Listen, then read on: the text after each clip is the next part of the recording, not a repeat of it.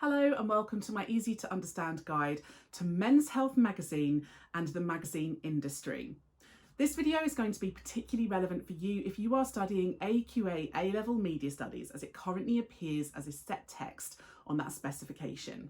So Men's Health magazine actually started in America, but it launched in the UK in 1995. It's currently a global magazine, so there are 35 editions across 59 countries. So it's really quite a successful global men's lifestyle magazine. So the publishers of Men's Health are Hearst, and Hearst are a massive magazine company. They actually bought Rodale in 2017, which were the original publishers of Men's Health. And they publish over 32 magazines, particularly about sports and health. So they have a really established reputation in this particular genre. Hearst is a massive conglomerate. Not only do they publish and print magazines, but they also make books, TV, newspapers. So they're a really diversified company. And this diversification is a really great way of eliminating or at least reducing risk. The company has over 20,000 staff, so it's a massive company. They made over 11 billion in 2019, so very, very successful and quite a wealthy conglomerate. The amount of money that Hearst have goes a long way to explain how they're able to afford to do a lot of the things they do with Men's Health in terms of technology. Not only do they have the printed editions of Men's Health, but they also have digital editions of the magazine that audiences can buy as well. They have a website with over 600,000 visitors a month, and they have an app too.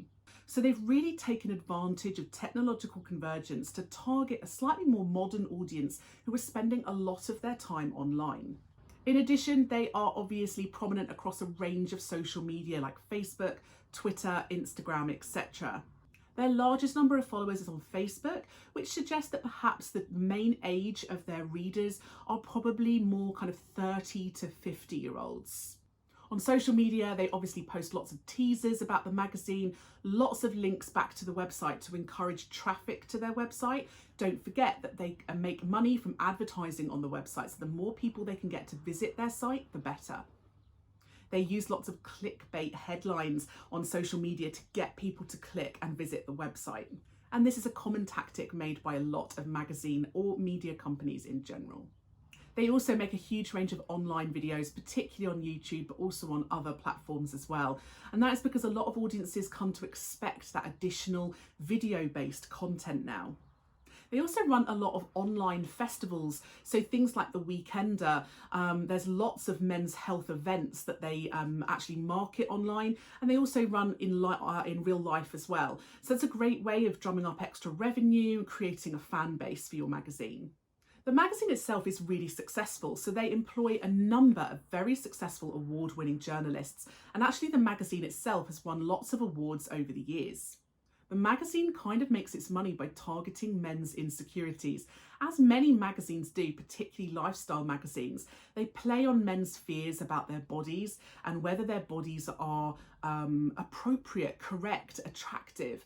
And I use those terms very loosely because that's what the media like men to think. So there's very much this idea of playing on men's fears about their musculature, whether their height is tall enough, whether their muscles are big enough, whether they are broad enough or with a small enough waist, etc. And the idea is that the magazine suggests that it has the answers to those problems. So targeting men's fears and then using the magazine pages, the website, the app, etc. as a kind of solution to those issues. They use a lot of celebrities on their front covers as well as general models. And the use of celebrities is a great way of bringing in additional audiences. It makes that magazine more engaging and attractive when it's being sold on a shop shelf. Of course, Hearst has taken advantage of the fact that they are a big conglomerate. They're horizontally and vertically integrated. So they have spin-off versions of the magazine. There's also a women's health, for example. And that means they can take very similar content and adapt it for a slightly different audience whilst making a lot of extra money. One thing that a lot of audiences seem to like about Men's Health is that the writers often actually try out the diets and the workout programs that they're promoting themselves. So for example, they will have a journalist talking about a new diet or a new fitness regime, and the journalists themselves will try out that regime and take photos of their before and after, showing how achievable, for example, a particular goal is. And a lot of audiences really like that idea of seeing a real person undertaking something, because I think it makes it feel more real and more natural and engaging to them. Other diversified products and spin-offs include things like books. They have the Eat This series, so a series of kind of recipe cookbooks, dietary guides. They also sponsored the British cycling team in 1999. So again, a great way of getting their logo, their brand recognised across a variety of marketing materials. That cycling team will appear in newspapers and on TV. And so getting your logo and your brand recognised by a lot more people in a wider community. They also like to promote subscriptions to the magazine as well, because that's a great way of increasing your revenue if you can get audiences to sign up to subscribing for a long period of time. So offering particular incentives to audiences to pay upfront for the magazine. The magazine industry is in decline though, and Men's Health is not the only magazine that is suffering. A lot of audiences are no longer buying print magazines now, and the sales of Men's Health have gone down over the last decade. And so I guess the team at Hearst have to come up with these other opportunities, things like apps, the website, social media, to try and really promote the printed magazine, but also to open up other opportunities for digital revenue, because that's where most of their audience is. And that's why there's so much focus now on the new technology, like the apps and the website and the partnerships with other online brands. One of the things that Hearst have done in an attempt to increase revenue even further for Men's Health is start to offer limited and exclusive content for people who pay extra money.